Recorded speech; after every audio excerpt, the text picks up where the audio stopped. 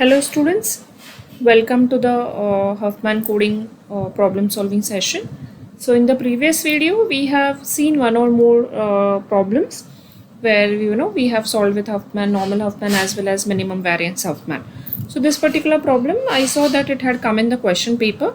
In a normal circumstances or in the offline class, we would have taken this example in the class. Okay, so nothing to worry. I will solve it in the video, and I hope everybody is sitting with their notebook, pen, and calculator. And at the end of the video, let's cross check the answer. So the first thing is, let us write down the probabilities in the descending order.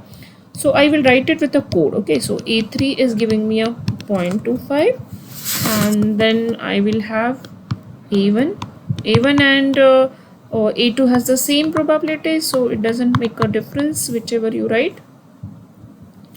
And then let me write, I think it is A5, which gives you 0.15. A6 also same, so 0.15. So you can write any probability if it is the same. So and A4 is my 0.05. So let me see. Yeah, so I can see all the probabilities at one go. So now the procedure remains same. We are going to do it with minimum variance. So this gives me is 0.2. Okay, so 0.2 will be coming somewhere here. Let me, sorry. Okay, so 0.2 will be coming somewhere here, this 0.2. Okay, so I will just keep it there and then I will try to connect it, and meanwhile let me continue with the other probabilities. This becomes my 0.35. Okay, so this is my 0.35. So let me see. Yeah, 0.35 can go up and set. So 0.35 will be let me write it here, 0.35, and then I will attach it. Now what is remaining? 0.35 will go up. So yeah, these will come here. So I have 0.2 here, and this will be my 0.2. So I have 0.2 here. So this is my 0.4. Okay, so this is still higher. So this 0.4, sorry.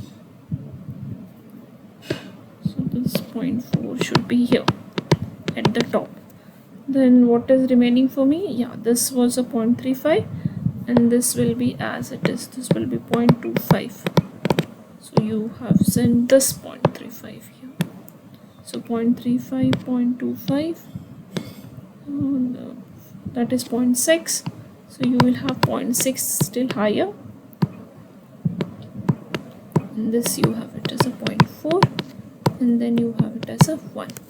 So I think this is sufficient. We have covered all the probabilities. Now let us write the codes again and try to trace back the letters and the code for it. So E3, when I'm writing, I will just highlight it first, E3. Okay, and then it was gone up. I should not forget to write 0 1 everywhere so that it becomes easy for me, right? This is 0 1 0 1 0 1, and then you have 0 1. Okay, so when I'm writing it for E3, this becomes 0 and this becomes 1. So A3 is giving me 0 1. Then I will write it for A1. Let me trace it. A1 is something like this. So it is like this, and then it is following the same pattern. So let me write it for A1 also. So A1 will be A1 is one. Just give me one moment before I try. Okay. Sorry. This is not following. See, this is the A1. I will try to indicate with a different highlighter now, so that, see, this is my A1. So it had come here, and then it had gone up 0.4. Okay, and then it was here. So my A1 is nothing but A1 is 1 and 1. Am I right? A1 is 1 1. Let me go. Yes, a1 is my 1 1, so a1 is nothing but my 1 1. Now let me write it for a2. So I'll take a2 is 0, so let me write the end 0. I can do that. Then I have, okay, then I have 0 again, and then it was from here, so it is 0. So a2 is nothing but all zeros. Then let me write it for a5. So if you see, only last digit should vary. So I can directly write 0 0 1. And a6, let me trace it. A6, you need to trace it. 0. So let us write it as 0. And then you had gone there, so you achieve a second 0. And then it was 1. So it should be, oh sorry, I have not taken a correct one. And then a4, it will be the last bit which will be different. So let me just, you can also cross check whether we have done the things correctly. A5 and a6. So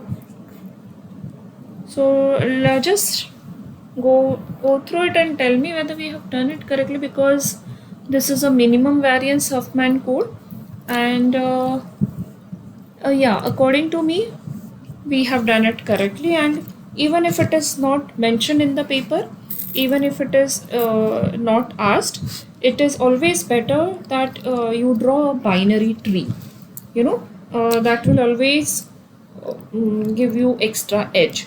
And so let me see if we can draw a binary tree here. So how does my binary tree will look now?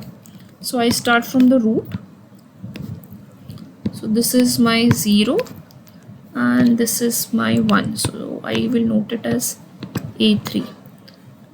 This is my 1, this is my 1, so let me write. So this is my a1, this is 0 and 0 0 0, this is my a2, and 0 0 1, that is my a5. A6 is 1 0 0, this is my a6, and 1 0 1 is my a4. So okay, so it looks pretty balanced as such. Let me see, yeah, it is right. So this is nothing but my binary tree. So I hope you have also got the same answer. If you would have an offline class, you would have immediately told if I'm going wrong somewhere. But if you're not telling me, I'm assuming that everything is done it correctly. So please go through this video and try to solve the problem on your own. Thank you.